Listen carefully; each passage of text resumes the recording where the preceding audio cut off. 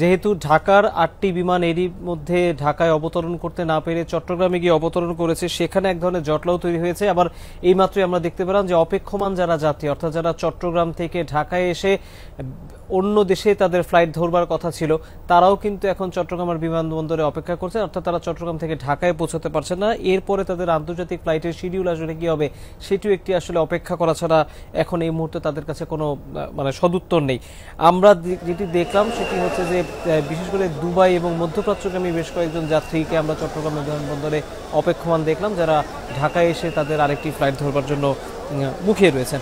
এর বাইরে ঢাকার বিমানবন্দরের অগ্নিকাণ্ডের খবর যদি এই মুহূর্তে আপনাদেরকে জানিয়ে দিতে চাই, এরই মধ্যে আপনারা জেনেছেন যে ইউনিটের সংখ্যা, অর্থাৎ ফায়ার সার্ভিসের যে অগ্নি নির্বাপন ইউনিট, সেগুলোর সংখ্যা কিন্তু এরই মধ্যে ৩০ ছাড়িয়েছে।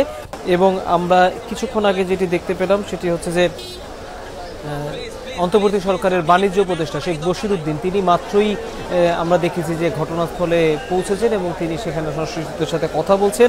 এর বাইরে আমরা আমাদের সহকর্মীদের মাধ্যমে যেটি জানতে পেরেছি যে ফায়ার ফাইটার সহ অন্তত ৫ জন এখন পর্যন্ত আহত হয়েছেন এবং আমরা আপনাদেরকে সংবাদে দেখিয়েছি যে তাদেরকে অ্যাম্বুলেন্সে করে সংশ্লিষ্ট বা নিকটস্থ বিভিন্ন হাসপাতালে নিয়ে যাওয়া হয়েছে। এখন পর্যন্ত ফায়ার সার্ভিসের ইউনিটের সংখ্যা সুনির্দিষ্টভাবে বললে ৩৬টি ইউনিট এই মুহূর্তে কাজ করছে। আগুন এখনও নিয়ন্ত্রণে এসেছে সেটি বলা যাবে না, তবে ফায়ার সার্ভিসের যারা কর্মী তারা কিন্তু নিরলস পরিশ্রম করছেন এই অগ্নি নিয়ন্ত্রণের জন্য। এর বাইরে আমরা বিমানবন্দর কর্তৃপক্ষের কাছ থেকে যেটি জানতে পেরেছি যে এখন পর্যন্ত যে সিদ্ধান্ত, সন্ধ্যা ৬টা অর্থাৎ এখন পর্যন্ত যে ৫:৩০টার মতো সময়, আরও আধা ঘন্টা স্বাভাবিক যে বিমান চলাচল সেটি বন্ধ থাকবে। তবে আগুনের যেই পরিস্থিতি দেখা যাচ্ছে তাতে আসলে এটি আগামী আধা ঘন্টায় পরিস্থিতি স্বাভাবিক হবে কিনা সেটি নিয়ে কিন্তু প্রশ্ন রয়েছে। তবে আমরা যেটি দেখলাম সেটি হচ্ছে যে আমাদের সহকর্মীরাও সেটি জানাচ্ছিলেন যে এই মুহূর্তে আগুনের যে ব্যাপ্তি এবং কুরিয়ারের যে কার্গো ভিলেজের যে কুরিয়ারের শাখাটি, সেখান থেকে এখন আগুন অন্যান্য আশেপাশে ছড়িয়ে পড়ার আশঙ্কাও কিন্তু তৈরি হয়েছে, যেটি ঠেকাতে এখন ফায়ার সার্ভিসের কর্মীরা কাজ করছেন। আমাদের সহকর্মী রেদওয়ান আহমেদ আবারও আমাদের সাথে এই মুহূর্তে যুক্ত হবেন, তিনি আমাদেরকে জানাবেন যে এই মুহূর্তে বিমানবন্দরের যে আগুন সেটির সবশেষ কি পরিস্থিতি। রেদওয়ান, আপনি আমার কথা শুনতে পাচ্ছেন নিশ্চয়ই, কি দেখতে পাচ্ছেন এই মুহূর্তে? এবং আহত আমরা এখন পর্যন্ত শুনেছি যে ৫ জন হয়েছে ফায়ার সার্ভিস কর্মী সহ, আরও অ্যাম্বুলেন্সের আনাগোনা দেখেছেন কিনা, ভেতরে কেউ আটকা পড়েছে এমন কোনো তথ্য পেয়েছেন কিনা, এবং আগুন নিয়ন্ত্রণের কোনো সবশেষ আপডেট আপনার কাছে আছে কিনা? যেমনটি আপনি বলছিলেন যে আগুন নিয়ন্ত্রণের আসলে যে চেষ্টা, সেই প্রচেষ্টা কিন্তু ফায়ার সার্ভিসের কর্মীরা ঠিক অনেক আগে থেকে পর থেকে আগুন লাগার পর থেকে কিন্তু চালিয়ে যাচ্ছিল এবং মূল যে আগুনের যে স্পট, অর্থাৎ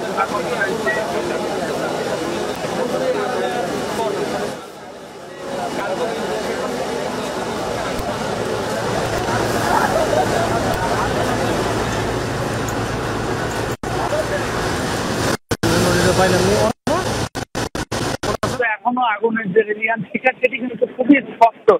বাইরে থেকেও দেখা যাচ্ছে যে আগুন কিন্তু দাউ দাউ করে সেখানে জ্বলছে এবং এই যে ইম্পোর্ট এক্সপোর্ট সেকশন, বাইরের কয়েকজন সিভিল এভিয়েশনের কর্মীর সাথে কথা বলে যতদূর জানতে পারলাম যে ফেডেক্স সহ ডিএচএল সহ বেশ কয়েকটি কোম্পানির এখানে গুদাম রয়েছে, যেগুলোতে আসলে যেগুলো দিয়ে আসলে বাইরে পণ্য আমদানি এবং রপ্তানির জন্য যেই গুদামটি ব্যবহার করা হয়, সেই গুদামেই কিন্তু এখন যে আগুনের যে রেলিয়ান সেটা দেখা যাচ্ছে। মূলত সেই গুদামটি দেখতে পাচ্ছি যে একের পর এক অ্যাম্বুলেন্সে করে কিন্তু আহতদের বের করে নিয়ে যাওয়া হচ্ছে এবং সেই সংখ্যাটা যে কত সেটা আসলে এখনো নিশ্চিতভাবে বলা যাচ্ছে না। কিন্তু হতাহতর তালিকায় কিন্তু আনসার সহ ফায়ার ফাইটাররা যারা আসলে ভেতরের দিকে কাজ করছিলেন তারাও কিন্তু রয়েছেন এবং বাইরের দিকে যে পরিস্থিতি সেখানে কিন্তু আসলে পর্যাপ্ত পরিমাণে যে পানি স্বল্পতা সেটি কিন্তু রয়েছে, পাশাপাশি ফায়ার সার্ভিসের কর্মী সহ পানি স্বল্পতা সেটি কিন্তু রয়েছে, পাশাপাশি ফায়ার সার্ভিসের কর্মী সহ এখানে কিন্তু যোগ দিয়েছেন সেনাবাহিনীর সদস্যরাও,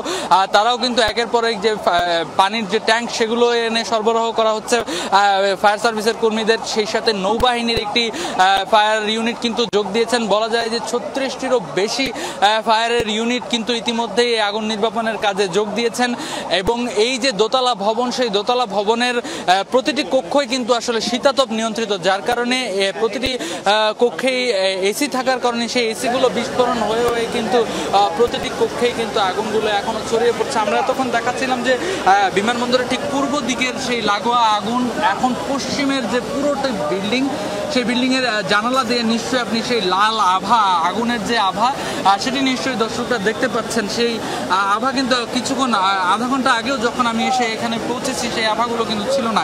এখন কিন্তু আগুনের যে প্রকোপ সেটি কিন্তু আরো বাড়ছে এবং যেটি প্রথম থেকেই ধারণা করা হচ্ছিল, আশঙ্কা করা হচ্ছিল যে আগুনের যে তীব্রতা, সেই তীব্রতা যদি কিছুক্ষণ আরো ঘন্টাখানিক এরকম চলতে থাকে আগুন কিন্তু ছড়িয়ে পড়বে আশপাশের এই যতগুলো বিল্ডিং আছে সেখানে। ঠিক কিন্তু তেমনটাই হয়েছে। বাইরে থেকে বেশ কয়েকবার আগুন এসকেলেটর সিঁড়ি দিয়ে তারা উপরের দিক থেকে আগুন নির্বাপনের চেষ্টা তারা চালিয়ে যাচ্ছিলেন, কিন্তু সেটি কিন্তু আদতে সম্ভব হয়নি। এবং বাইরের যতগুলো আসলে কক্ষ, এখন সবগুলো কক্ষ থেকেই কিন্তু আগুনের যে শিখা সেটি কিন্তু খুবই স্পষ্ট। এবং আমরা দেখতে পাচ্ছি যে এখান দিয়ে কিন্তু কিছুক্ষণ পরপরই ফায়ার সার্ভিসের এক একটি করে ইউনিট ভেতরে প্রবেশ করার চেষ্টা করছে। বিমানবন্দরের সড়ক যেহেতু পুরোটাই যানজটে পরিপূর্ণ এবং তার কারণে কিন্তু ফায়ারের ইউনিটগুলো এখন পর্যন্ত ঘটনাস্থলে এসে পৌঁছাতে কিছুটা হয়তো বেগ পেতে হচ্ছে, কিন্তু আগুন নিয়ন্ত্রণের যে চেষ্টা তারা প্রথম থেকে যেখান থেকে আসলে আগুনের সূত্রপাত, যে কার্গো ভিলেজ থেকে, সেই ভিলেজ থেকে আগুন রীতিমতো দ্রুত সময় ছড়িয়ে এই যে ইম্পোর্ট এক্সপোর্টের যে গুদাম, সেই গুদামটিতে কিন্তু ইতিমধ্যে আগুন লেগে গিয়েছে। আশঙ্কা করা হচ্ছে আরও আধা ঘন্টা যদি এইরকমভাবে আসলে আগুন জ্বলতে থাকে তাহলে কিন্তু এই আগুনের যে শিখা সেটা কিন্তু বাইরের যে 8 নম্বর গেট সংলগ্ন যতগুলো ভবন আছে সেগুলোতেও লেগে যাওয়ার সম্ভাবনা কিন্তু রয়েছে। এখন পর্যন্ত আমরা দেখতে পাচ্ছি যে কিছুক্ষণ পরপরই যেহেতু এই পুরো কার্গো গুদামের উপর দিতে যে শীতাতপ নিয়ন্ত্রিত যতগুলো যন্ত্রপাতি রয়েছে সেগুলো সবগুলো ছাদের উপরে স্থাপন করা হয়েছে, যার কারণে আগুনের যে শিখাগুলো সেগুলো ছাদের উপরে আসার সাথে সাথেই কিন্তু সেগুলো কিছুক্ষণ পরপর বাস্ট হচ্ছে। এবং আমরা বলছিলাম যে বাইরের এই যে কার্গো ভিলেজের যে বাইরের অংশটা সেখানে কিন্তু পর্যাপ্ত পরিমাণের অ্যাম্বুলেন্স থেকে শুরু করে সেখানে দমকল বাহিনী কর্মী সহ স্বেচ্ছাসেবক সেনাবাহিনী প্রত্যেকেই কিন্তু নিরলস চেষ্টা করছেন যেন ন্যূনতম প্রাথমিক চিকিৎসা দিয়ে যে সকল আহত রোগীরা এখান দিয়ে বের হচ্ছেন তাদের জন্য সঠিক চিকিৎসা দেওয়া হয়। আমরা দেখতে পাচ্ছি স্ট্রেচারে করে কিন্তু এই মুহূর্তে ভেতর থেকে আরও একজনকে বের করে নিয়ে আসা হচ্ছে এবং ঠিক তার পরপরই কিন্তু সেনা সদস্যরা এবং আনসার সহ চিকিৎসকরা তাকে আসলে প্রাথমিক চিকিৎসা দিয়ে অনুমতে আসলে অ্যাম্বুলেন্সে করে এই জায়গা থেকে দ্রুত হাসপাতালে হস্তান্তরের যে প্রক্রিয়া সেটি কিন্তু তারা করছেন। এবং আপনি নিশ্চয়ই দেখতে পাচ্ছেন যে বিমানবন্দরের এই এলাকায় গাড়ি প্রবেশ করতে না পারলেও কিন্তু বাইরে থেকে যত উৎসুক জনতা আছে তারা কিন্তু আসলে ভেতরে প্রবেশ করেছেন, যার কারণে নিরাপত্তা কর্মীদের কিন্তু কিছুটা বেগ পেতে হচ্ছে সেই যে ইমার্জেন্সি যেই গাড়িগুলো আছে সেগুলো প্রবেশ করানোর জন্য কিন্তু কিছুটা বেগ পেতে হচ্ছে। তার পাশাপাশি এই যে পশ্চিমের যে প্রত্যেকটি কক্ষ রয়েছে সেই প্রতিটি কক্ষে কিন্তু একে একে করে আগুনগুলো ছড়িয়ে পড়ছে, যেহেতু থাই গ্লাসের এক একটি কক্ষ এবং প্রত্যেকটি কক্ষই যেহেতু আসলে হাই গ্লাসের, যার কারণে ভেতরে পানি প্রবেশ করানোটাও কিছুটা বেগ পেতে হচ্ছে। এবং উপরে যেহেতু কংক্রিটের দেয়াল দেয়া, সেই দেয়াল ভেদ করে কিন্তু আসলে পানি প্রবেশ করানো সম্ভব না মোটেও। তার কারণে কিন্তু ভেতর দিয়ে যে আগুনের যে শিখাগুলো এক কক্ষ থেকে আরেক কক্ষে কিন্তু ছড়িয়ে পড়ছে খুব দ্রুতই, যার কারণে আগুন যে খুব দ্রুত সময়ে নিয়ন্ত্রণ বা নির্বাপন সম্ভব এমনটা কিন্তু খুব নিশ্চিতভাবে বলা যাচ্ছে না। সেই সাথে বলা যায় যে হতাহতের যে সংখ্যা, আমরা বলছিলাম যে সবচেয়ে জানা তথ্য মতে 5 জন, এখন পর্যন্ত একজন আনসার সদস্য, একজন ফায়ার ফাইটার সহ মোট 5 জনের যে হতাহতের সংখ্যা সেটি কিন্তু আসলে একেবারেই নিশ্চিতভাবে বলা যাচ্ছে না যে ভেতরে এখনো কেউ আটকা পড়ে আছেন কিনা। কেননা রুমগুলো থেকে যখনই আগুনের ঘটনা ঘটেছে কয়েকজন কর্মীরা বলছিলেন যে আজকে শনিবার হওয়ার কারণে কিন্তু অর্ধেক বেলা পর্যন্ত তারা অফিস করেছেন এবং তারপরেই বেশ কয়েকজন কর্মী তারা বাড়ির দিকে চলে গিয়েছেন। তারপরে কিন্তু জানতে পারেন যে তাদের এই অগ্নিকাণ্ডের ঘটনা ঘটেছে, যার কারণে ধারণা করা হচ্ছে যে ভেতরে হয়তো অনেক মানুষ নেই। তারপরেও যারা নিরাপত্তার কাজে ছিলেন, যারা সেখানে কাজ করছিলেন, কয়েকজন এমন আটকে পড়ে যাওয়ার সম্ভাবনাও কিন্তু একেবারে এড়িয়ে যাওয়া যায় না, যার কারণে এখনো নিশ্চিতভাবে বলা যাচ্ছে না যে হতাহতের পরিমাণ আসলে কোথায় গিয়ে থাকে। কিন্তু আগুনের যে লেলিহান শিখা, সেই শিখার কারণে যে চারিদিকের যে ধোঁয়া সৃষ্টি হয়েছে সেই ধোঁয়া কিন্তু একেবারেই সেই ধোঁয়ায় কিন্তু চারিদিকে আচ্ছন্ন হয়ে গেছে। এখন পর্যন্ত আমরা দেখাচ্ছিলাম যে আগুন কিন্তু নিয়ন্ত্রণে আনা কোনোভাবেই সম্ভব হয়নি। এবং আমি যদি একটু দর্শকদের আর একটু জুম করে দেখাতে চাই যে এই যে ভবনগুলোর কথা আমরা বলছিলাম, যে কক্ষগুলো থেকে আসলে আগুনগুলো ছড়িয়ে পড়ছে বাইরের দিকে, সেই কক্ষ থেকে কিছুক্ষণ পরপরই কিন্তু আগুনের যে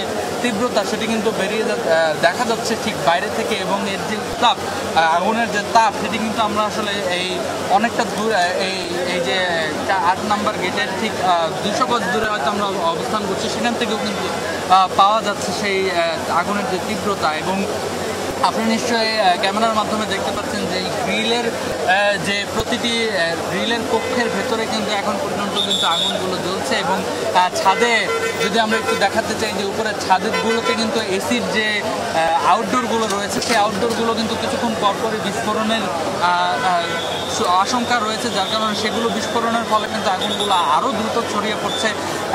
এখন পর্যন্ত বলা যায় যে সেই পূর্ব দিক থেকে লাগোয়া আগুন কিন্তু পুরো যে কার্গো ভিলেজের প্রতিটা কক্ষে সেগুলোতে ছড়িয়ে পড়েছে। এবং অতিরিক্ত আগুন এবং ধোঁয়ার যে প্রকোপ, তার কারণে কিন্তু ভেতর পর্যন্ত আসলে পানি পৌঁছানো সম্ভব হচ্ছে কিনা